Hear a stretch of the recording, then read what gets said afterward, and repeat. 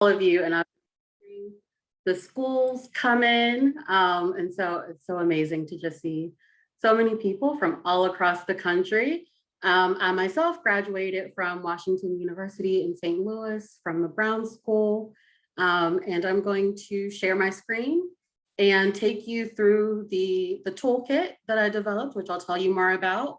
And then when we get to the end, then I'll answer some prepared questions that were received from the board, and then we'll open it up. Also, you can pose questions throughout the presentation in the chat as well. And I believe Lauren will be moderating the chat.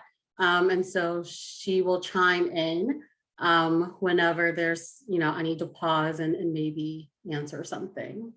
Okay, so let's get started. All right, so can everyone see the presentation okay? Awesome. So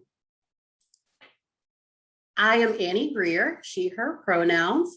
I also put my prefix on there, which is Ms., because I'm not a doctor. I didn't get my doctorate. But I spend a lot of time around people with doctorates. So I get Dr. Grier frequently, but I'm just Ms. And I'm the owner of Ideas LLC, which is a consulting practice that I founded and I'm the primary consultant for.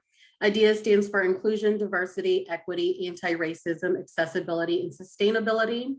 And I apply macro social work approaches to providing ideas to organizations and those they serve, as well as I'm an adjunct faculty member at Fordham University. I teach in the online Masters in Social Work program, where I teach the research and evaluation course, and I also teach practice with organizations and communities. So over the last 2 years, a little bit more than 2 years at this point, I started creating this tool called And Other Related Fields. And this tool is my love letter to social work. That's kind of the best way that I can describe it. I love social work. I love being a social worker, and I'm extremely passionate about macro practice and supporting students and young professionals in doing macro practice with social work degrees.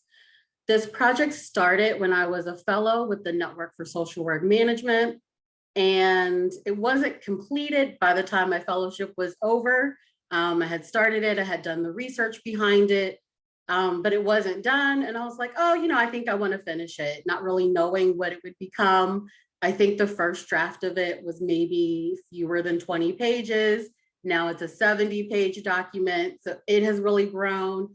As in this process, I've continued to learn from both the students with whom I work, young professionals, colleagues, about what would actually be useful to students in pursuing macro practice. So the primary audience for this tool is current students in social work. However, I've given it to recent graduates, I've given it to people who have been in their career for a while, and they're like, yeah, there's still something in it for me. There's still something I can do with this. So I'm just excited. I will say I have been public speaking since, I don't know, high school. So over 20 years. I don't get nervous, but I'm nervous today, not about talking with all of you, because I feel perfectly fine with that.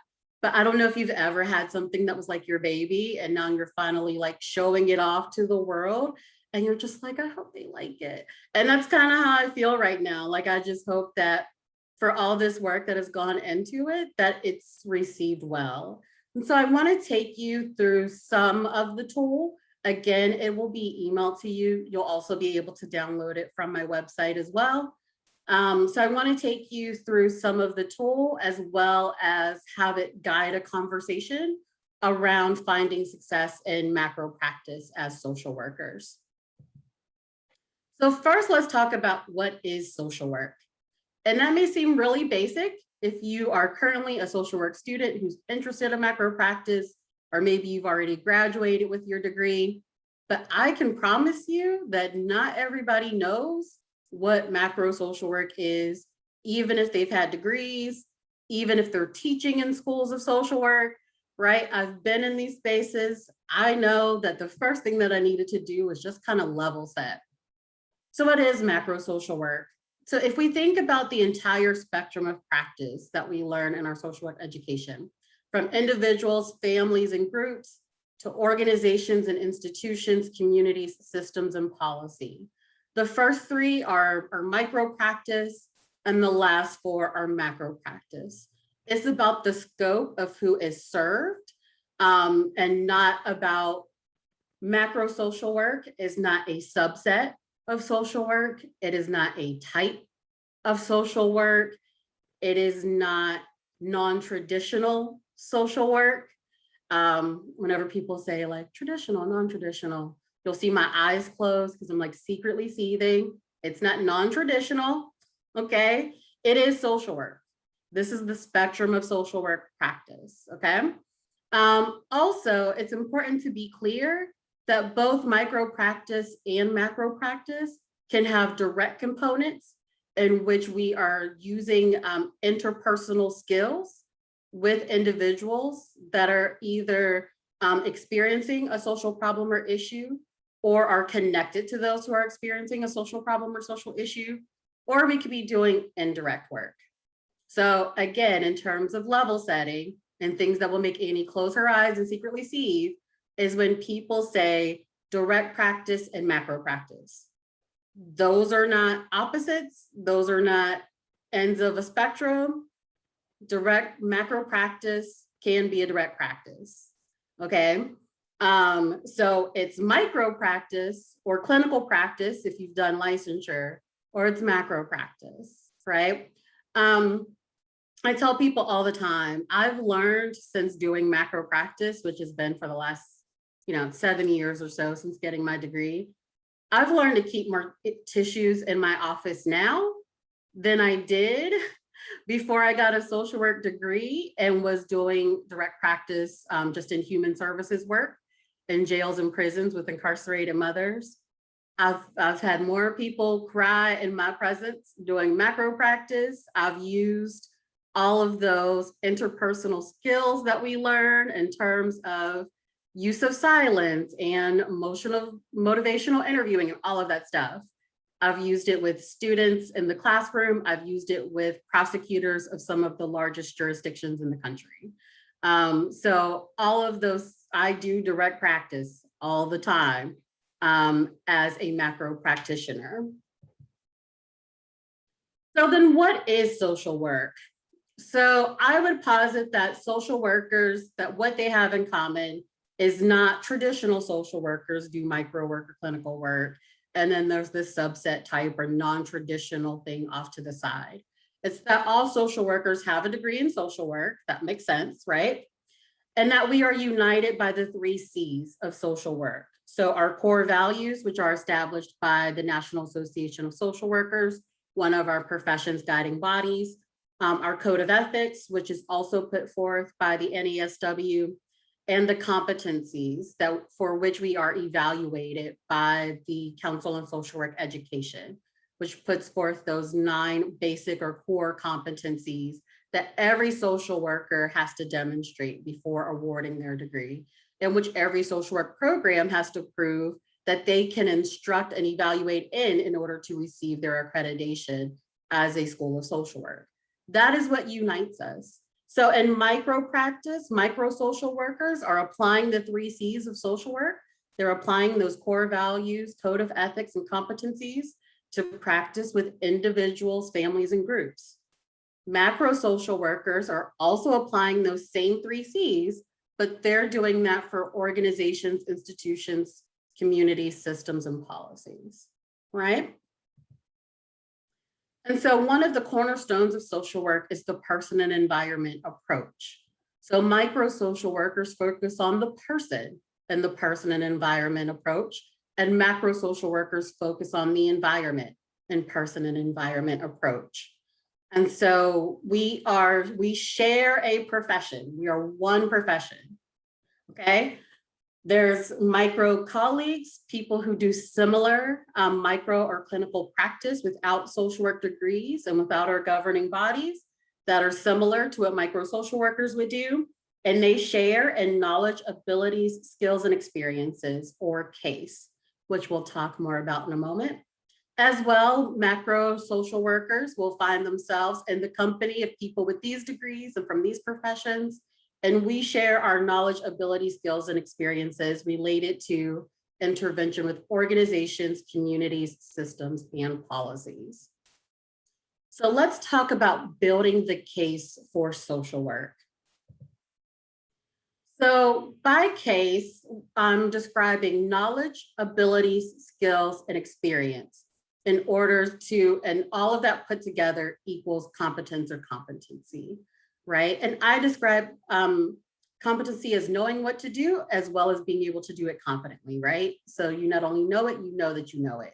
So how do we get to that place as social workers where we know what we're talking about whenever we're doing macro work? And it's about building up the knowledge base, which are the basic facts and information related to a particular field or domain of practice. Those abilities, which are traits or talents, which either you have, which either you were born with or you can develop them with practice over time. There are skills, which are those technical proficiencies, like being a strong writer, knowing how to use certain software, like those particular things that are skills that we can build. And then there's the experience, which is what are the opportunities that we've had to be exposed to practice, or to demonstrate an ability to perform. And so in developing competence, while these are not exhaustive lists of the knowledge, ability, skills, and experiences, it's a pretty good comprehensive list. So I'm not going to read through all of this. You'll get the tool and the recording. So you'll be able to dive into each one. But I provide some lists or, some items underneath each for knowledge, abilities, as well as skills and experiences. We'll refer back to these when we talk about the job search process for macro work, because these can become your keywords in a job search. So you can hold on to this idea. So once we lay out what social work practice is and what we mean by macro practice, and then also what we mean by our K.A.S.E, knowledge, ability, skills, and experience, the next step in the tool is assessment. And so we've built an assessment tool for students or professionals, whoever is using the tool, to go through that list of all of the knowledge items, all of the abilities, all of the skills, and all the experiences, and assess for themselves, 1, where do I think I'm knowledgeable? 2, where do I think I'm skilled? And then 3, what do I think I've mastered? And then to write next to that, either what experiences helped you to give you that rating, or what experiences would you like to have so that you can move those 1s to 2s and 3s. In the document, we encourage you to do a self-assessment. We also encourage you to have a peer or a coworker, a fellow student, to also do an assessment. And then we also recommend that you have like a mentor, professor, your field supervisor, or any experienced macro practitioner also do the assessment to give you feedback. One of the main reasons why this is important, it's not just because I'm a trained researcher and I believe in triangulating data points, okay? That does help, but it's also because oftentimes as social workers, we don't brag on ourselves. We minimize our accomplishments, we minimize our skills and our abilities, we sell ourselves short, and we just don't recognize how dope we are. And so having someone else who can be like, nah, I've seen you do this. Remember that time when you ran this and you put on this and you started this for yourself and you created your own opportunity on this? Like, it's important for us to have the people around us who can see the things in ourselves that we often don't see, or that we may shy away from really like tooting our own horn about. So that's why we recommend having those 3 points of assessment there. And so inside the tool, it'll look like this, but for each of those 4 areas of K.A.S E, knowledge, ability, skills, and experiences. And again, you'll be able to put together your self-assessment, your peer assessment, and your supervisor or mentor assessment. Now, one of the pieces of feedback is, well, I want to be able to add up all the scores at the end. And then what do the scores mean? I understand that impulse, but that's not what the ranking does. There's not a score that you could get that would indicate you'll be a good macro practitioner, but someone who got this score would not be a good macro practitioner, right? You do not need all skills to do all things. For what it is that you're looking to do, you may only need to achieve mastery in maybe 4 or 5 of these, right? That doesn't mean that you would be less effective as a macro practitioner.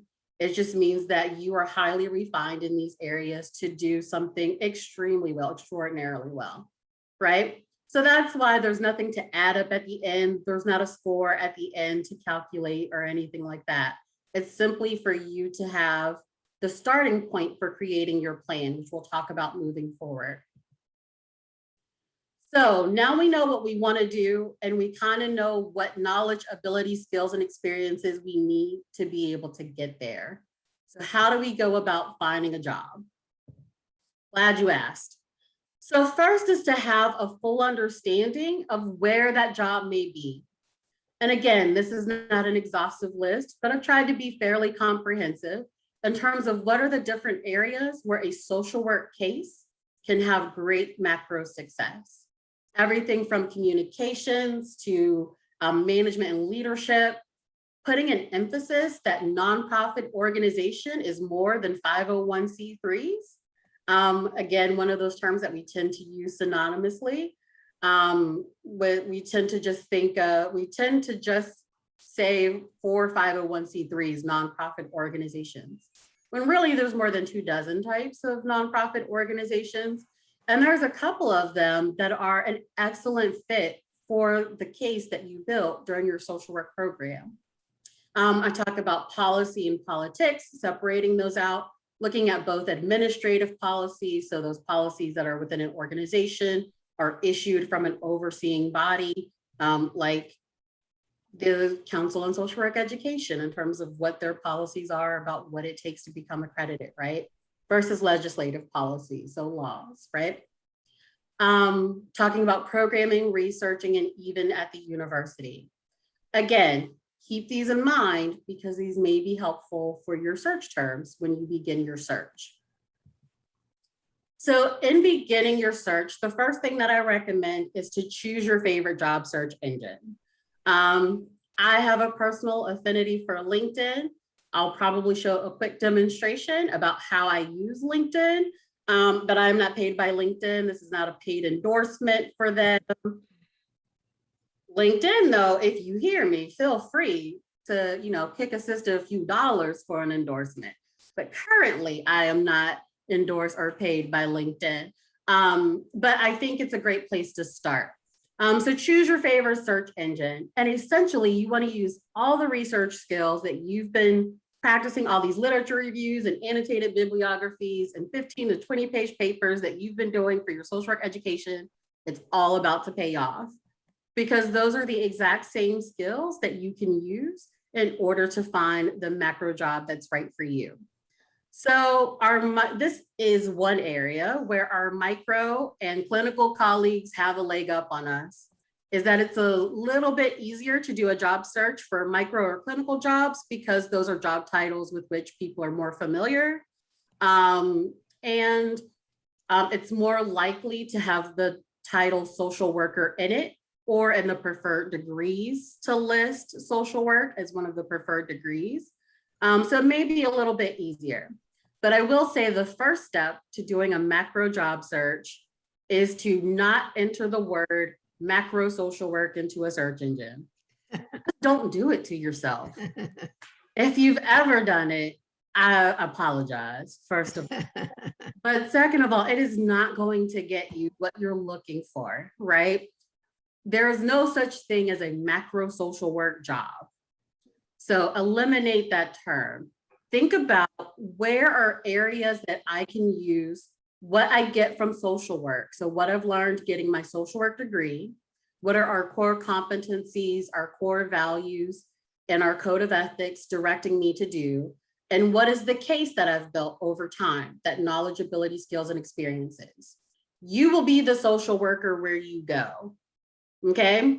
So if you're doing, I work in diversity, equity, and inclusion work, I'm social working people there. I don't know how somebody else with another degree presents that information, but it is presented in a way that is fully informed by my social work education, as is my teaching, as is when I did program development and program management.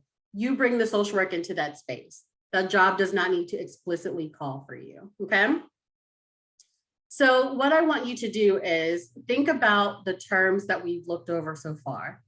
So the items under our knowledge, ability, skills, and experiences, the job domains from the previous page about the academy, politics, policy, nonprofit organizations, and highlight what are some ones that look right for you, right? What stands out to you? What catches your attention? Start plugging those into a search engine, a job search engine, and just see what jobs start coming out, right? Then I want you to take a few of those and want you to copy and paste those job descriptions into a Word document or whatever it's called on a Mac, or no, I don't think you guys use Microsoft products, but whatever it is, the blank sheet of paper on the screen, put them there. The first thing I want you to do is to go through and highlight in green any words that excite you. So what would excite you about this job? Think about what are the verbs that they're talking about. So if they say examine or facilitate or write or build, build community, bridge relationships, whatever verbs they're using that stand out to you, highlight those in green.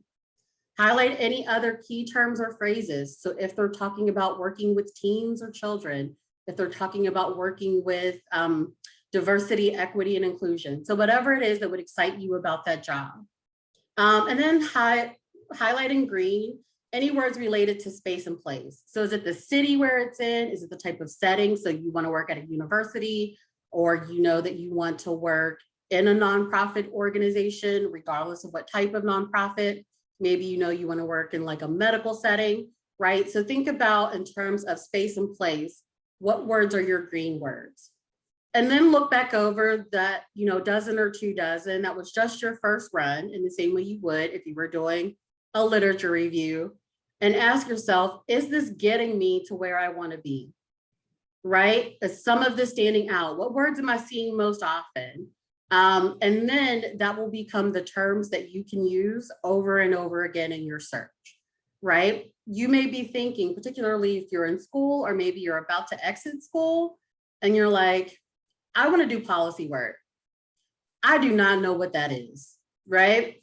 And so I was there in my social work journey as well. I was like, I want to do research and policy. And people were like, have you done research and policy? And I'm like, nope. They're like, do you know what research and policy does? Nope. I know I want to do that though. It sounds right, right? And so look up some of those jobs and see what comes up. And do you have a lot of green on those types of jobs? Or is it once you actually look at what it would take to be in policy or politics, you're like, that's what they do? Nah, I'm good on that. Change my mind. There's not a lot of green here, right? So that can be a way to really tap into who you are and what stands out to you, and use that to get your terms together for a job search. Then I want you to go through those job descriptions, looking at those same keywords, space and place, all of that. And I want you to highlight in yellow any words that give you pause. What I have found in doing this exercise with students and young professionals is that what they most often put in yellow is steeped in fear. It's about, I want to do this, but I don't know if I can. Or I've only done this once in my field placement. I don't know if I can do this for a job. Or this position is called manager, and I've never been a manager of anything before, so I don't think I can apply for a manager job, right? So it's often steeped in fear. It's not that I really don't know how I feel about this population. It's, I don't know if I can really do this, right? So remember, we talked about competency is not only knowing it, but knowing that you know it, right? Having that confidence around it. And so think about where's that fear coming from, and then how can you address it?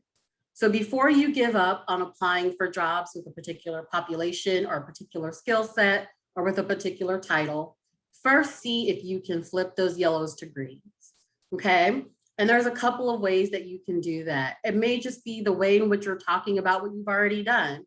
Again, as I said, social workers, sometimes we're not so good at really hyping ourselves up and, really recognizing all that we've accomplished and how great it really is. So having somebody else, again, having that outside assessment piece, help redo our resume and our cover letters. Thinking about, did I actually try to translate my case to this job description? And thoughtfully considering that before just deciding to nix the job altogether. Using free sources, particularly if you're in school or you're thinking about a career change and it's not imminent. Again, we talked about in our building of our case that a lot of this can be learned. So you can think about getting a certification or just doing some courses on LinkedIn or Coursera. If you're looking at jobs and a lot of them say, oh, we're looking for someone who knows how to use SAS, or you're interested in program coordination or program management, and a lot of organizations are using Asana for their project management tool. That does not mean don't apply for that job. That means use your student email address for the free trial that you get from having that .edu email address, which is the gateway to a lot of opportunities, right?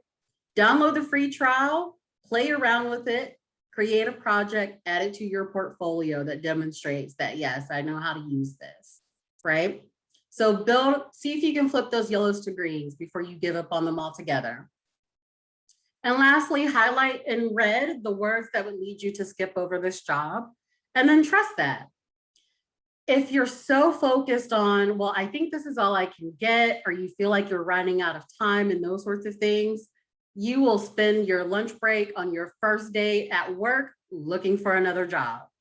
So trust your reds. There's a reason why. And don't feel as though you have to settle for something that has a lot of red.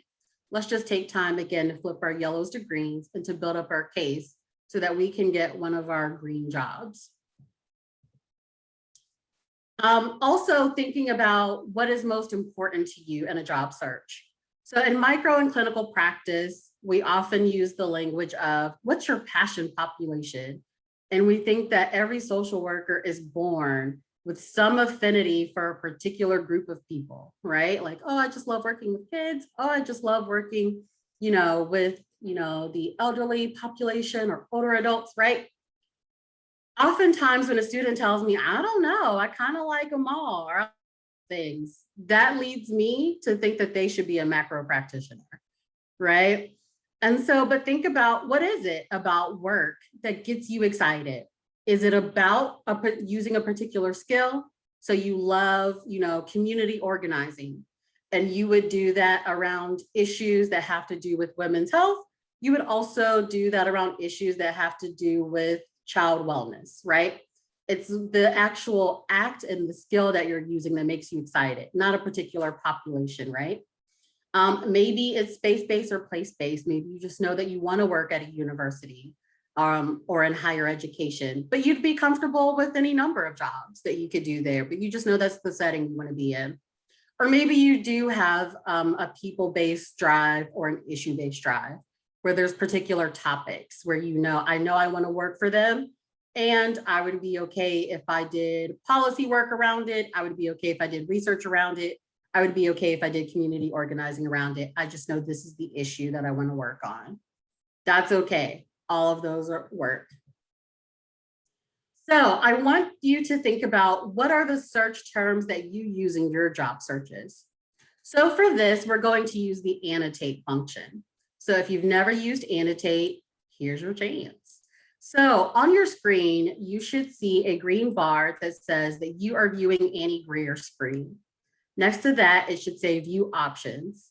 If you click on view options, then a second bar should pop up with a mouse, select text. If you select the text, you can click your mouse on the screen where you see these blanks, and you can start typing. In order for it to appear on the screen, click outside the box. Don't hit enter.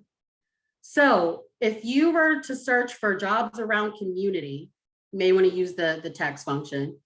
So if you were to search for jobs around community, what are some synonyms or some other words that you could use that have to do with community?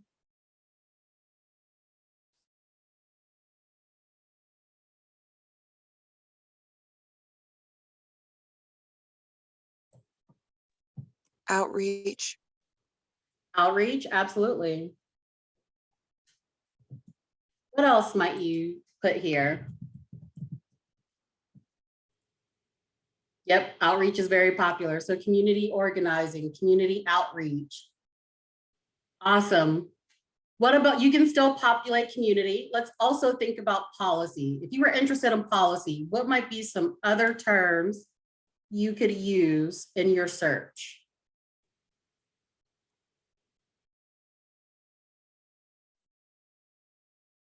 Now, yep, policy analyst, that's a great sort of entry level into policy work. Absolutely. And a lot of times with social workers, if you have not been familiar or taken, a class in policy work, you see, analysts, and you're like, oh no, I don't know if I can do that. It's analyzing. You've been doing that your entire social work education. You've been gathering together information, breaking it up into components, comparing them to each other, contrasting them to each other, looking for causes and effects or correlations. Now you're just doing that with policy. You're absolutely equipped as a social worker to do policy work. Let's talk about advocacy. What would be some other words if you were interested in advocacy that you would enter into a job search?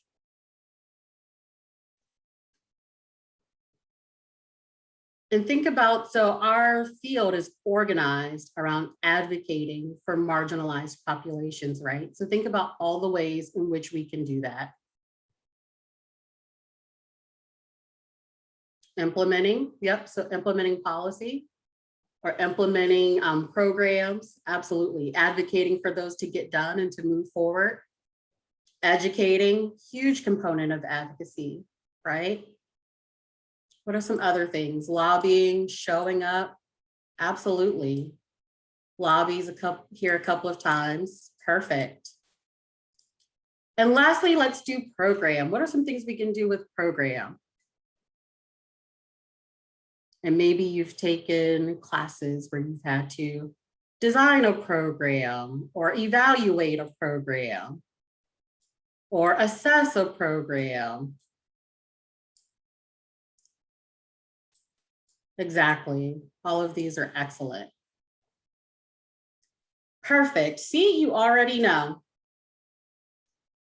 a lot of these words and the things that come to mind. And sometimes it just takes, jogging your memory around, yeah, I do know these terms. I did have classes that do that, right?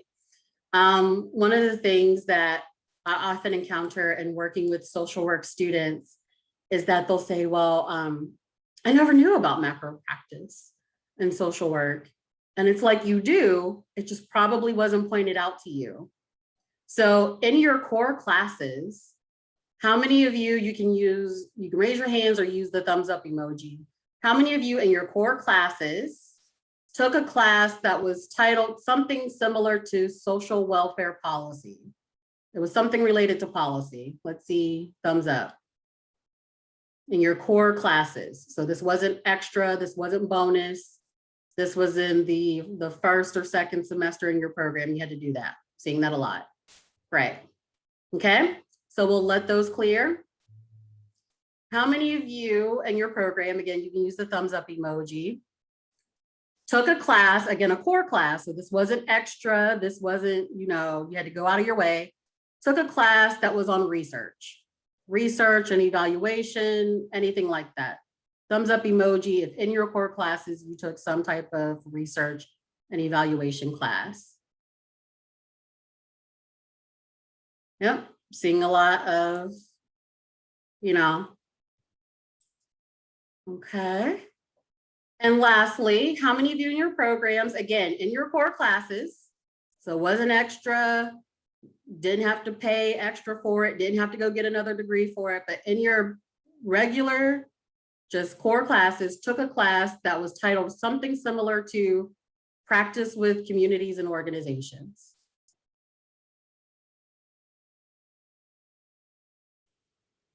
Okay. So in social work education, most of us take a minimum of 3 classes that are centered around macro practice. But it may not have been positioned to you as though that's what you were learning. I meet some students who, they say that their program is heavily focused on clinical. And so about the research class, it's just positioned as, well, it's good for you to know where CBT came from. Or, well, we talk about evidence-based practice. So it's just good for you to know that the things that you're going to be using, somebody did some studies on them at some point, right? Rather than saying, in your first semester, you're going to take classes on everything that social work offers. You're going to talk about human behavior, human development. You're going to talk about diversity. You're going to talk about power, race, and oppression and privilege. You're going to talk about practice with communities and orgs. You're going to talk about practice with individuals, families, and groups. You're going to talk about research and evaluation. And then from there, you can go off and decide which of those pathways makes most sense to you. Instead, what often happens is it's like, look at all that social work has to offer. Now go be a therapist, right? And then we just sandwich everybody and squish them together and try to make them all clinical practitioners, right? That you can draw from, even if your program was extremely clinically focused, you can still draw from what you've learned in those classes to find the terms and to build the case for what you want to do next. So let's talk about some of these job search tips. And I'm not going to go through all of them in detail because, again, you'll have the workbook. But again, search by your case, those knowledge, ability, skills, and experiences, not by title. Once again, do not enter macro social work into a job search engine. But also, if you are trying to look for talking with others and practitioners about jobs, instead of asking them what's your job title, which may be useful, ask them what do they do, right? Because so prior to the job that I have now, I was the director of community partnerships and training for a research center. That job does not exist anywhere. Do you know why? Because I made that title up. I created my own job title. So even if I told you that was my job title, if you went and put that in somewhere, the chances of you finding that exact same job are very slim. So don't focus on job title, focus on what it is, focus on that case, that knowledge, ability, skills, and experience. Use the search terms that we've covered already. Use those terms in your search. Again, not worried about job titles. So even if something is called the manager of this or the director of this, don't immediately think, oh, I just graduated, I can't get that job. You have a master's degree if you're an MSW student. Sorry, BSWs, although still apply, okay? BSWs still apply for director and manager jobs. Let them tell you no. That's something I repeat in this book often. But particularly for my master's students, you have an advanced degree. You deserve to apply for manager, director positions, right? Just build your case for what puts you in the position to do that well. I see a hand up. I'm willing to take a question. Is that hand up because you have a question or were you responding to? Or maybe no, I agree. Go ahead. If that's okay. Go for it. Oh, I'm sorry, my phone seems like it's breaking in and out. Can you hear me okay? I can hear you. Okay, great. So I'm glad that you are touching on a few of these things, especially when it comes to policy advocacy and management.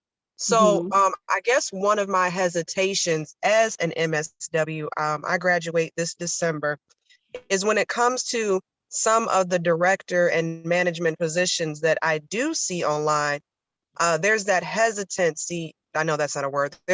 I'm a slightly hesitant because it's like what they're looking for in the director manager position, those type of qualities. It's like, man, I don't really think I have the experience to do what they're looking for. And then Mhm. when it comes in relation to the policy and the advocacy, I'm glad that we put up those terms and you explained that analyst part, because at first I would see some jobs that says analyst, and I'm like, okay, I don't have any experience in that, so delete job. So I was Right. just, I'm kind of hoping if you have the time, maybe if it's not now, if you can expound a little bit more on those few things. Absolutely. So a couple of things that you brought up. So one, in terms of reading job descriptions, and I do cover that quite a bit in this tool. We actually take several job descriptions and break them down. So we have about 7 or 8 of these where we go through step by step and we say, okay, so here's how you can start building a social work case here. Here's how you can translate this. So we do that a lot with very specific jobs in the tool. But in general, one thing to keep in mind is that just because you weren't paid to learn something doesn't mean you don't know how to do it. So if something says that we're looking for 3 to 5 years experience with this, and you're like, well, this is my first paying job after my graduate degree, so I don't have 3 to 5 years experience. Did you do that as a part of, did you lead a student organization? Were you president of a student organization?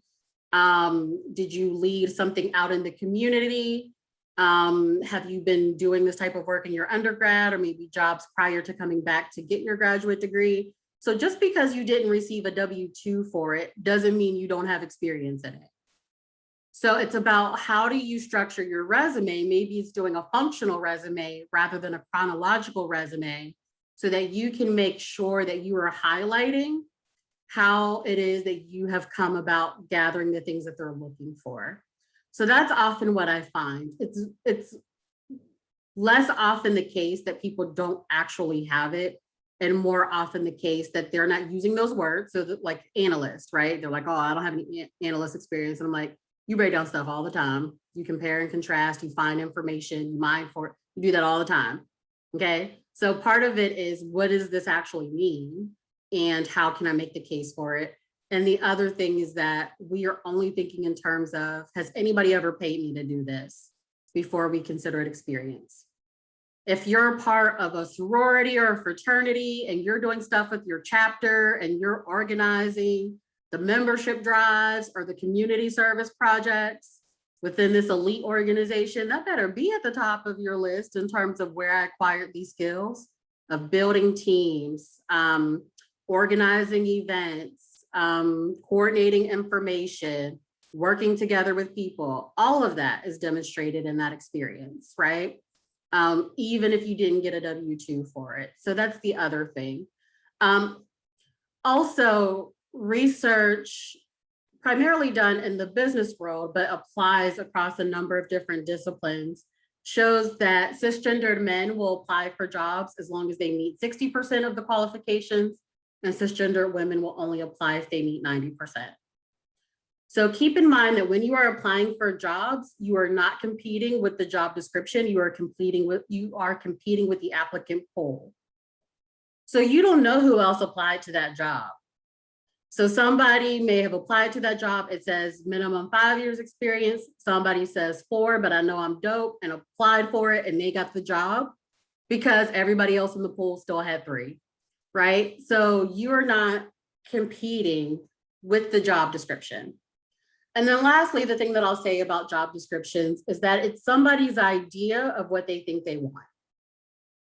A lot of it is not scientific. There's nothing that says that it takes 5 years of DEI experience to be ready to be a manager in it. That's someone's guess, or based on someone's previous experience, or maybe that's how much experience they had, or maybe the last person in the job had that, right? Or that you need a master's degree for this instead of a BSW, right? Or that you need a degree in public policy or business and not a social work degree. People don't know what they don't know. And so part of our jobs as social workers is to make sure that they know, is to do the translation work for them. And the last thing on that is that I don't know if you're like me, and I say this in the tool as well. I've had so many things in my life where I've been like, this is exactly what I want. This is how I want this to go. I've got the plan. I've got the task. I've got it all mapped out. And the thing that guides me takes me in a completely different direction. And where I end up is usually better than what I ever could have imagined. Be that employee to an employer. They may think they want this, this, and this, and this, but they don't even know how dope you are. They don't even know what you're about to bring to this table. They don't even know how you're going to turn this whole thing around. They don't even know how you're going to apply this experience to this job in this way, target a whole new market they didn't even ask for, and all this other stuff. Don't be afraid to be something that somebody never knew that they needed. So just make the case for it. So that's what I would say. It goes into a little bit more detail in the tool on some of the more particular parts you talked about breaking things down and stuff. But did I at least answer your general question? Man, you more than answered my general question. Okay, More awesome. than answered it. So thank you, because as soon as you started, especially in the manager position you were talking about, as far as like if you have ever ran a group or this and a third and da da da da da, I literally in my mind started thinking of the group that I'm over right now, and I was like, everything she just said, I hit. And I've been doing this for almost 5 years. Like, oh, this is how you market yourself. So thank you in general for that entire breakdown, because that just put a light bulb on. So thank you. Awesome. Glad I could help. Let's talk through a few more of these, and then I want to make sure that I make time for your questions. Um, so asking someone who did a recent job search if they can share their terms that they used with you. So as you saw, when we were collectively coming up with terms, maybe someone put something up on the screen that you hadn't thought of, right? So share, right? Using job sites that do the work for you. So like LinkedIn and ZipRecruiter, once you start doing a job search, you can evaluate the search. So you can say thumbs up or thumbs down. And then it starts to send you jobs that are more closely related to the ones that you thumbs up. So it does some of the work for you. And then of course, rinse and repeat. So once you go through that first round of job descriptions, you found your green words, you've changed your yellows to greens. Now you've got some new words you maybe didn't think of before, run your search again and see what you find. So real quick, we're going to use our annotate function again. So remember at the top of the screen, you'll see you are viewing Annie Grier's screen, then view options. You can click on that and see the annotate tool. If you click the text box, you'll be allowed to type. So on the left, I put some of my favorite job search sites, but tell me what some of yours are for looking for jobs. So Idealist is one that focuses on nonprofits and not just 501c3s, but all manner of nonprofits. That's a great one. Higher Ed Jobs is for higher education jobs, really doing anything at a university. Diversity.com is a job search engine that specifically looks for diversity, equity, and inclusion jobs across a ton of different sectors. Joining social media groups, so Macro Social Workers United, or those types of groups. Oops. And people are routinely posting jobs. I know I routinely post jobs in the groups that I'm in. And then lastly, Google. So go directly where you want. So one of the things to keep in mind when doing a job search is that Indeed does not have every job open in the country. The reason why it is free for you as a job searcher to use job sites is because they charge the employer a ton of money. I know when I was hiring some jobs at my previous organization, it was like $15 a day for us to post our job on Indeed. So even though the position was open for 2 months, it was only posted on Indeed for 2 weeks because ain't nobody got those coins. We wouldn't have nothing left to pay the position if we left it open for that long, right? So go directly to the job site, go directly to the organization and see where see what they post on their site. That's going to be the most comprehensive list of their jobs. So if you know that you want to do policy work, I literally go in Google. I say, what are policy organizations in Florida? Al Gore's interwebs will give me a list of organizations, and then I'll click on each of them, and then I'll just go to their careers or their job section and see what jobs they have available, right? Do not count on a single search engine to have all the jobs available and use more than one search engine. So you may have one that's a favorite, but it's also about what your employer knows, where they know to post things. So even though Idealist is a great place for nonprofit jobs, if the person who's posting the job doesn't know about Idealist, it's not going to get posted there, right? Awesome. I love all of these actually. Perfect. Some of the sites are aggregators, and then go to the site and see the job. Yep, some of them are outdated where that job has been closed. It's not posted anymore, but the aggregator didn't take it off of, the job site. So yeah, go directly where you want. Absolutely. Perfect. So let's come back out here. Here we go. So we talked about going directly where you want and applying for jobs that you don't think that you're qualified for, because again, you're probably wrong. You probably do. You probably more than qualified. You just don't know it, or you may not know how to show it. But that doesn't mean that you aren't, right? And again, make the case for your ideal job. So you do the translation work for them. You tell them why they should hire you and why social work is the right degree for this job. And the job that I have now, the reason why the tool is titled Other Related Fields was that a social work degree was not listed. It was a degree in human resources, a degree in higher education, and something else. And it was like, and other related fields. And I was like, that's the only open door I need. Bam, social work. That's the other field you was looking for.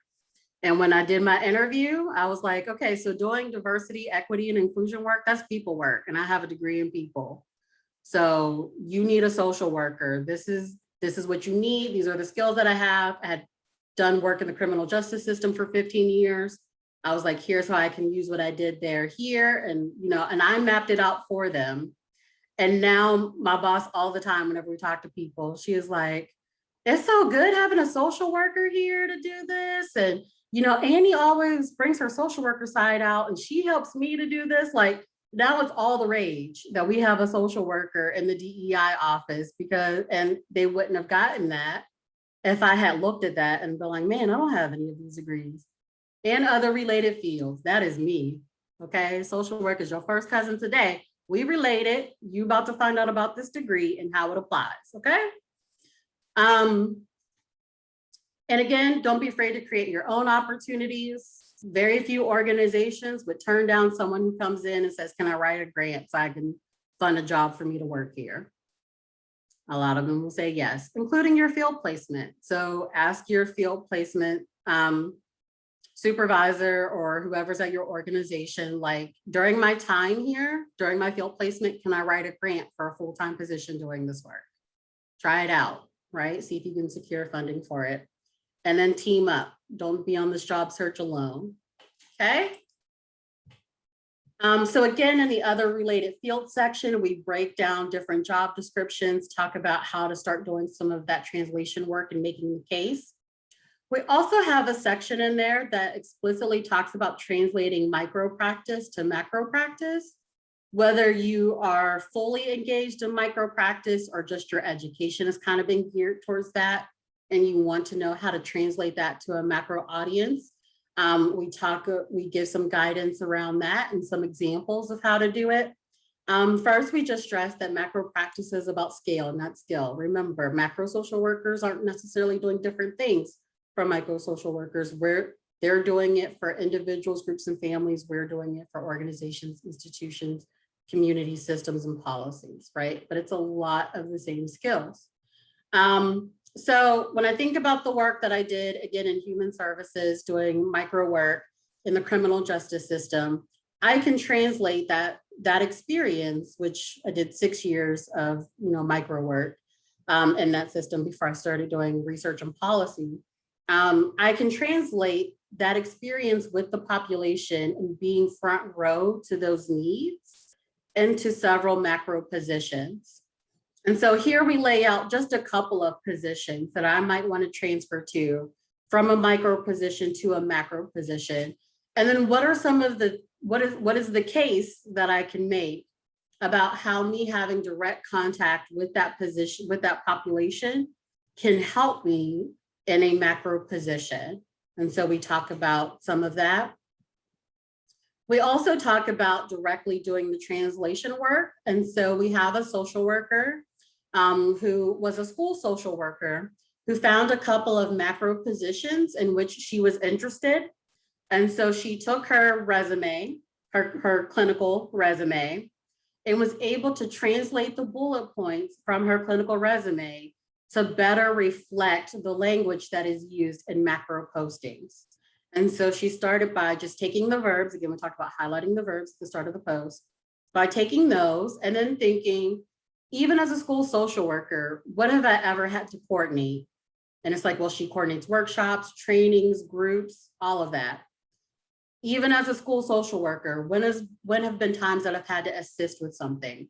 When have I ever managed anything, right? And so then she was able to translate her clinical social work resume into one that used the language of macro practice. And so she does that for about 4 or 5 positions throughout the document as well to provide some ideas.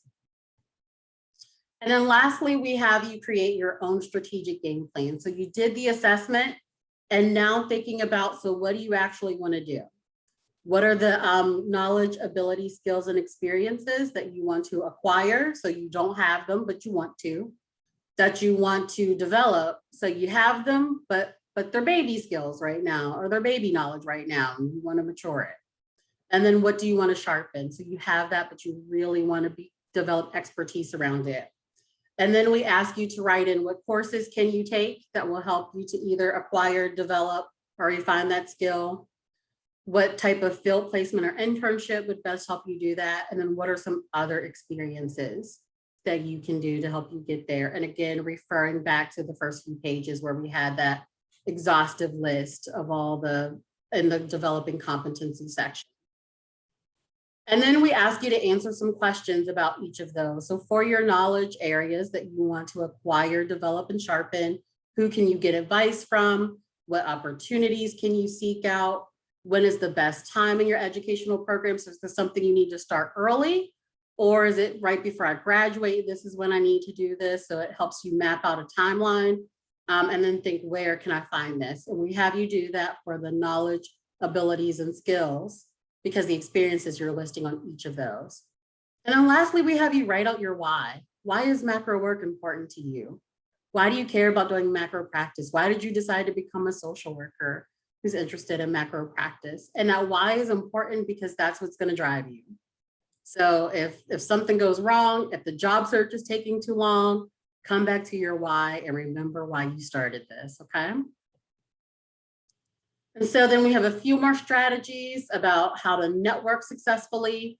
Again, you're a social worker, you have a degree in people. People are going to be the answer to your job search, okay? Conducting informational interviews. What are some questions you could ask of any macro practitioner? And then what are some questions you can ask of social workers who are doing macro practice? We talk about money. So these are only in this slide. I haven't added it to the tool. So you'll have access to the recording and you'll have access to this slide deck. So you're getting something that's not in the tool. So thanks for signing up, right? So we talk about money. One of the things that I see so often on social media is people hyping each other up about, girl, that job ain't paying you what you're worth, or they tried it, they trying to not pay me what I'm worth. And it's all this idea around worth. Then there will be a whole ton of posts of, don't give this job all your energy, you need self-care. Don't give this job every piece of you.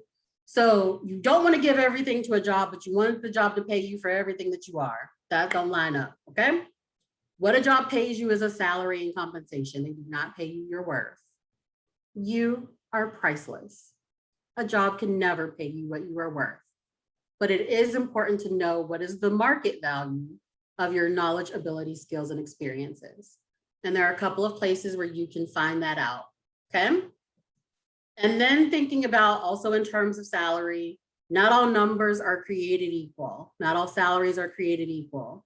So as you're comparing with people about, hey, what's my salary here? Or, they tried to offer me $50,000 and I would never do that. Well, if you live in New York City, you probably shouldn't, right?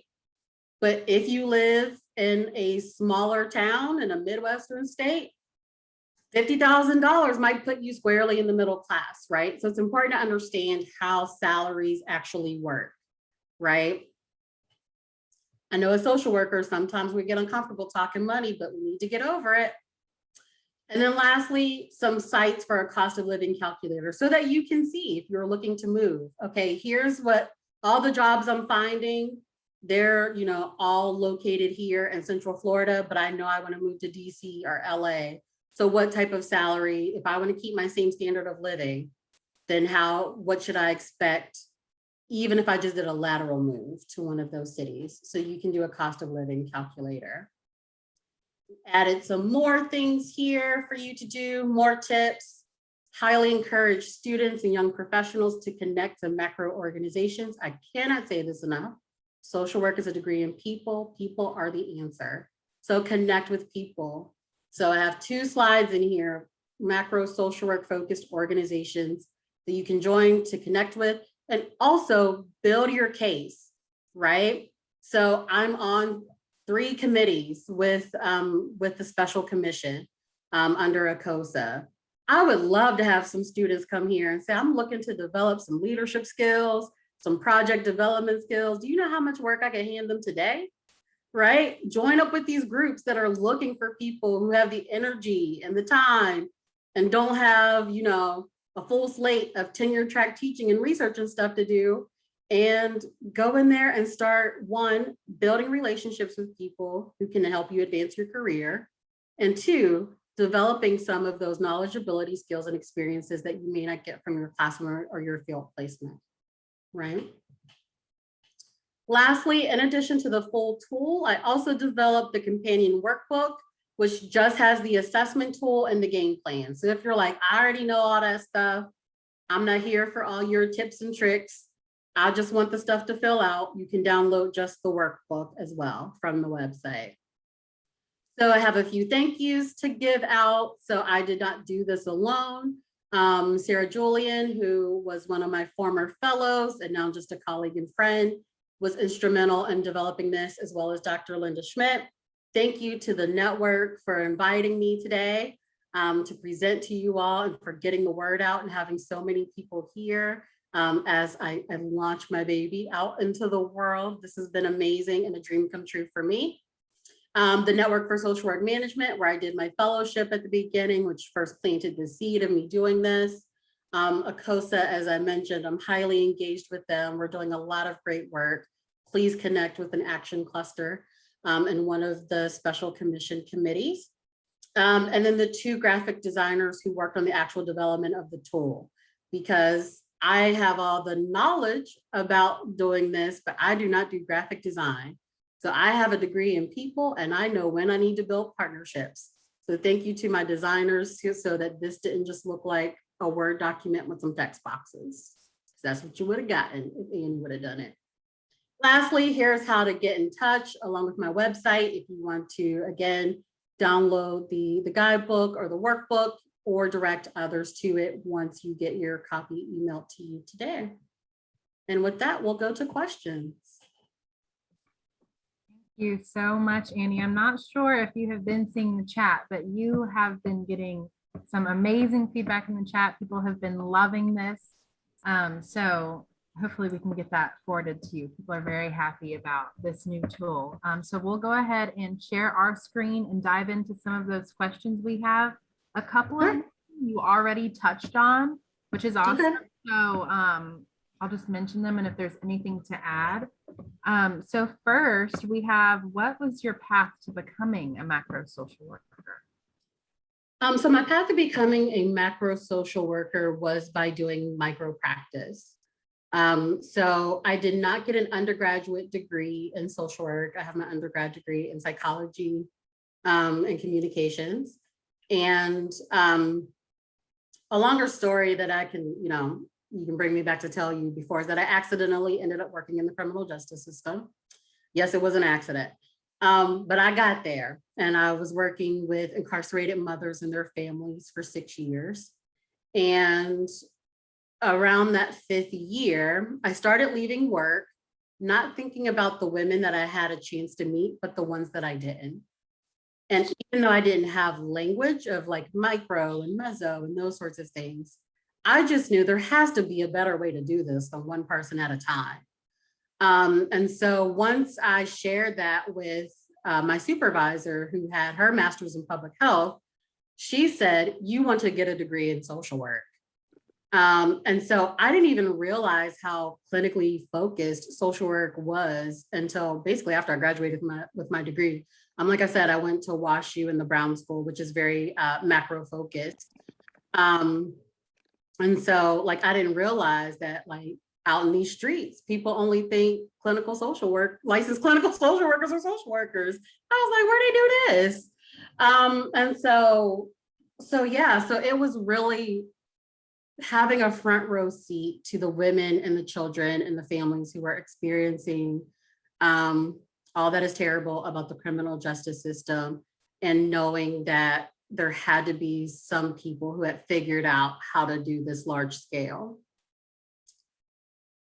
What's the next one? Thank you. So next up we have, if an interviewer asks you, sort of similar to what you just spoke about, why you would choose someone with an MSW over someone with an MBA or MPA, what would you say? So kind of making the case for the MSWs and BSWs. Absolutely. And so the most succinct way that we articulate the case in the tool is that as a macro social worker, I have all of the people skills and the core values and the competencies of social work combined with the knowledge, abilities, skills, and experiences of people with those other degrees. So I not only know how to do what they do, but I know how to do it with the understanding of working with people, right? So I didn't design a business in a box. I understand personalities, group dynamics, person and environment, how systems interact with each other in terms of the systems thinking that social work educates on. So it's everything that social work has as a value, plus the technical things that these other degrees have to offer. Awesome. Thank you. Mm-hmm. Next up, how did you get into entrepreneurship? I'm just gonna be honest with y'all. I got into entrepreneurship because I'm petty. And so there were some things that I wanted to do that I was unable to do by the positions that hand me W-2s. And so I was like, so I need something that has my name on it. So whenever I want to do something that I can't do through my official positions, I have my own vehicle to do it. And so that's why I created something that has just my name on it. So it gives me the opportunity to do things like this, and to spend 2 years developing this tool and have my name on it, and do all that other stuff. And so yeah, that's the honest answer about why I started my own business, was because I got tired of people telling me what I could and could not do. So I'm gonna fill out this application, I'm gonna get registered with the state, and I'm gonna handle my business. I also just got officially certified with the state of Florida as a minority-owned and women-owned business, and registered with the Office of Supplier Diversity, so I can now take on state contracts as well. So congratulations. mm-hmm. That is incredible. What's Awesome. next? I like these questions.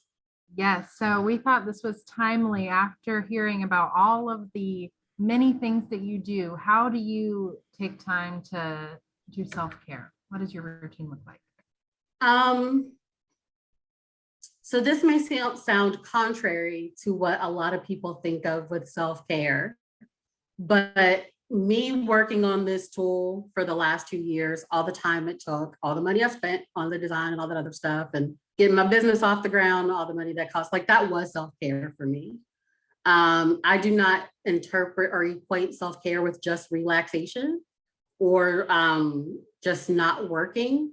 Sometimes self-care looks like spending an extra hour at work, replying to emails, those last few emails in my inbox, because I know I'm gonna come back tomorrow and my heart and mind will be clear, just seeing an empty inbox. Like, an, an empty inbox. Mwah. Is there anything more beautiful? Like, that's like the greatest sight in the world to me. So sometimes that's what self-care looks like. Sometimes self-care looks like, boss, I ain't coming in today. I ain't feeling it. Ain't no point in me clocking in and you getting 8 hours of me playing Sudoku on my phone and just replying to urgent messages on Teams, right? So let me take my day. I earn my PTO, and then I might go do something else. Sometimes self-care looks like cleaning my house. Because when things are cluttered around me, then my mind feels cluttered. So sometimes it's cleaning my house. Sometimes it's finally setting aside an hour to make those phone calls that I need to make because I hate talking on the phone. And I really got to work myself up to like just call and schedule appointments for stuff. So sometimes it's just like, just set aside the time. I listen to some like problematic rap music or some problematic trap music, get myself hyped. And then I'm like, all right, now let's call the doctor and set up the appointment, right? Like I'm ready to go now. Sometimes that's what it looks like. That's so funny. What? So that's what self-care looks like to me, in addition to like, hair done, nails done, everything did, right? But that to me is kind of secondary to what does it take to get me ready to be great the next day. That's awesome. It sounds like it looks different depending on the day, which I love. Absolutely. So you sort of touched on this already, but anything else on any guidance for those of us seeking those entry-level macro positions that will ask for 3, 5, 7 years of previous experience? Anything else? Yeah, so the first thing is ignore that. So unless something is required by a grant or funder or by a piece of policy or law, then it is just someone's best guess at what they think it takes to do this job, right? And so you can tell them that they were close, but not quite. And so here's what you really need to do this job. So you can make the case. And then the other thing is just what we talked about before, is that if you start by just dissecting the job first, like what exactly are they asking this person to do? And then thinking about where are all the places where I've done this and not just what official W-2s have I had that have paid me to do this, then you may end up reevaluating how qualified you think you are for that position. But anyway. Awesome. So ignore it. Just take the leap. Heard it here first. Annie said, ignore it. So how do you stay optimistic when social policies are passed that don't align with those social work values that we hold close to? I think the first thing that I have to do is get to optimism. Being a social worker does not mean every day feeling impressed or encouraged by the human race.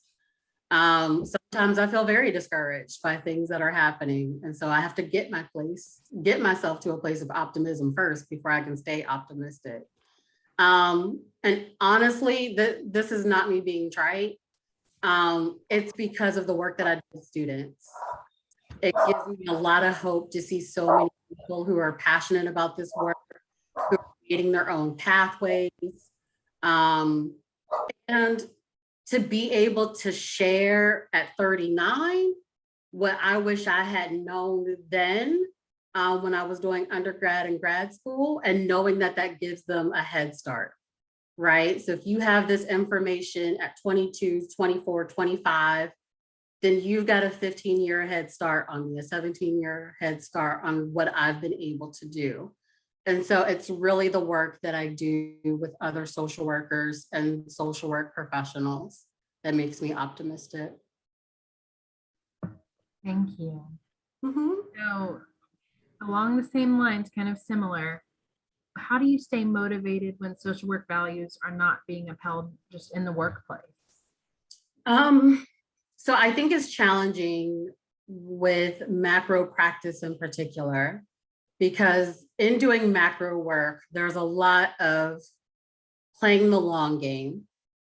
And there's a lot of trade-offs. So there's a lot of, I may not be able to get everything that I want in this program or this policy, but I'm going to get this 25% that I can now.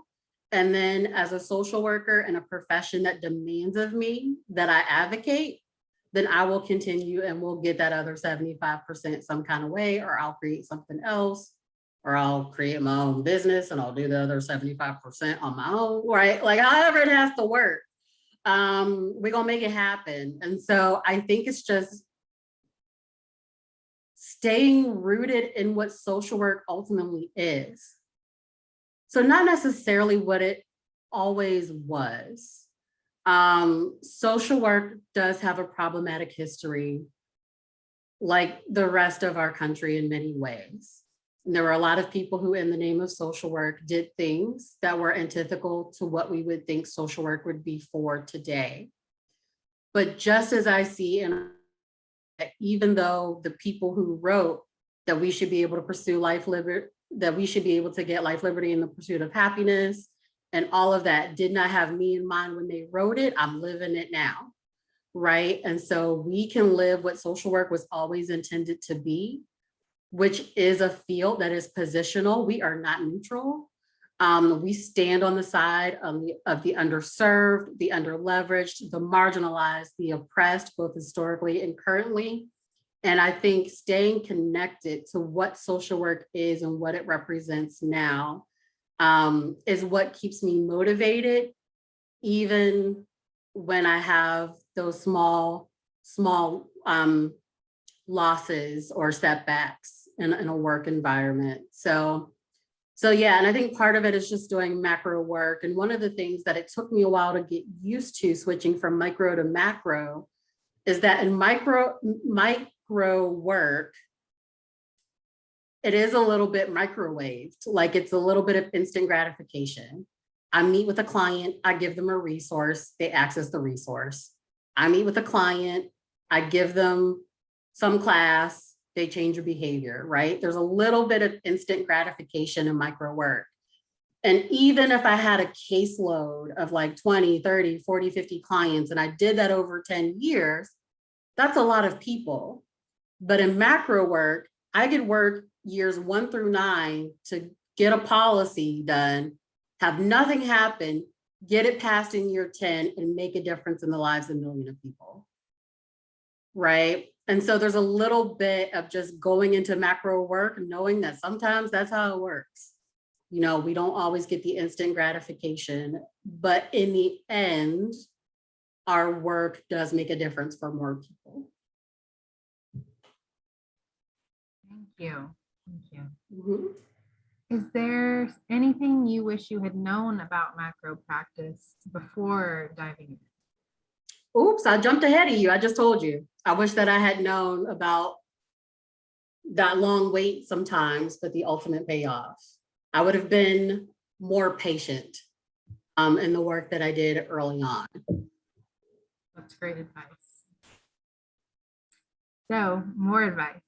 What other, I know this presentation has just been filled with tips, but any other advice you'd give to us aspiring macro practitioners?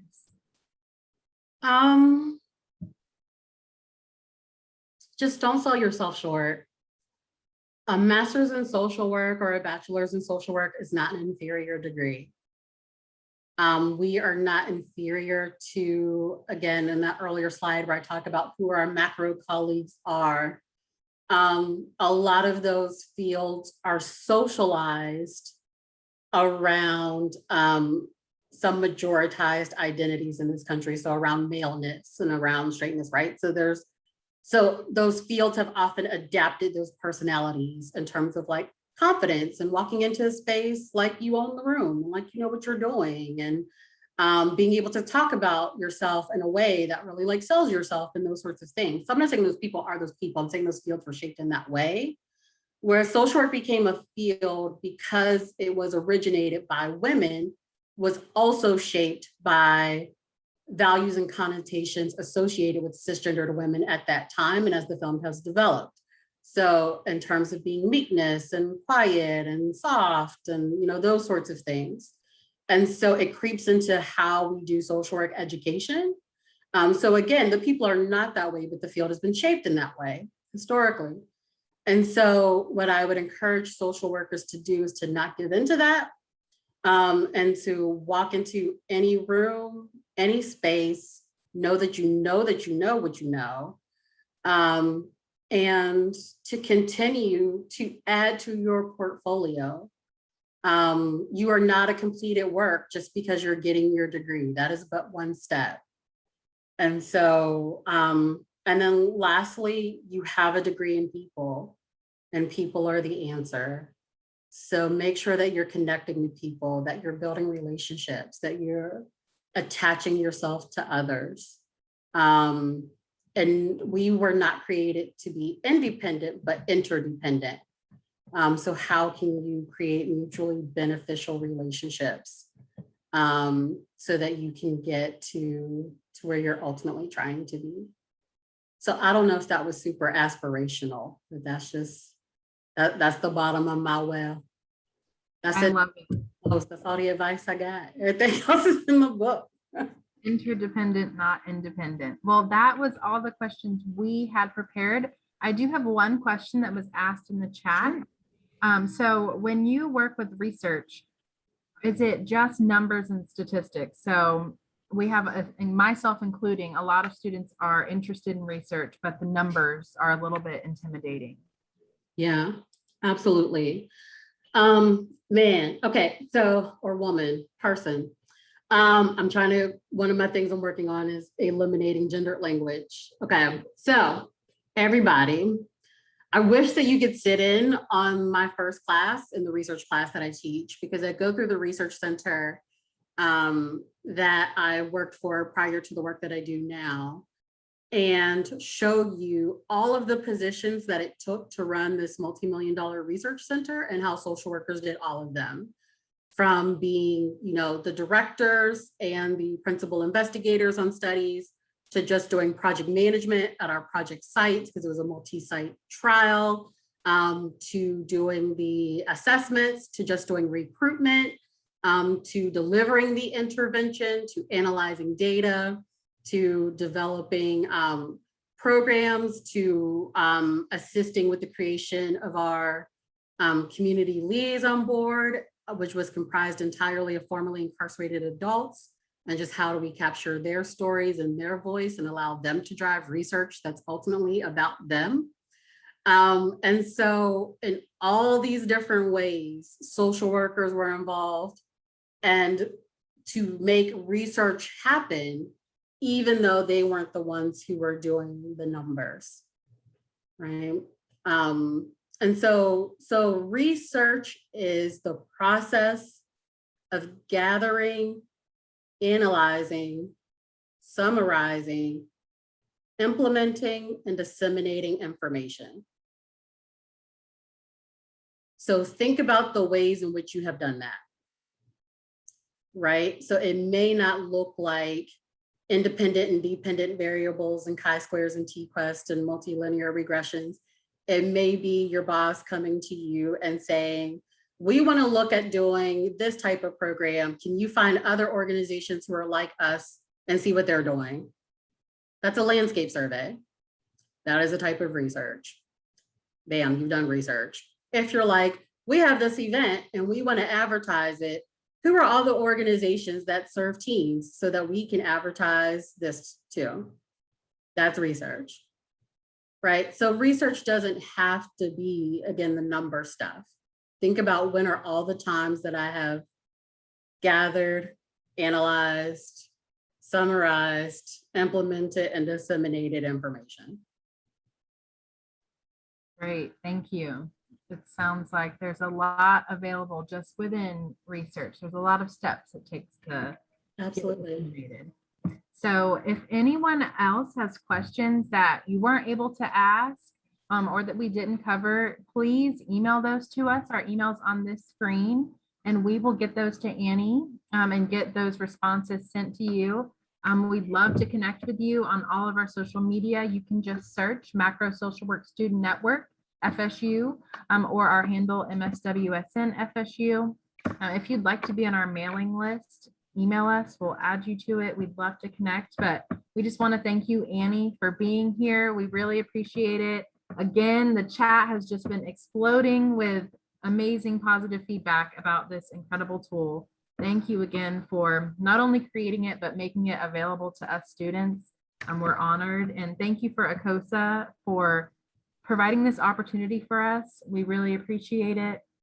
And we're really excited to get to dive in and start using the tool. Thank you so much, Annie. And thank you everyone for attending. The recording will be sent to all of you along with the tool. Thank you, everybody. Thank you. Have a great weekend.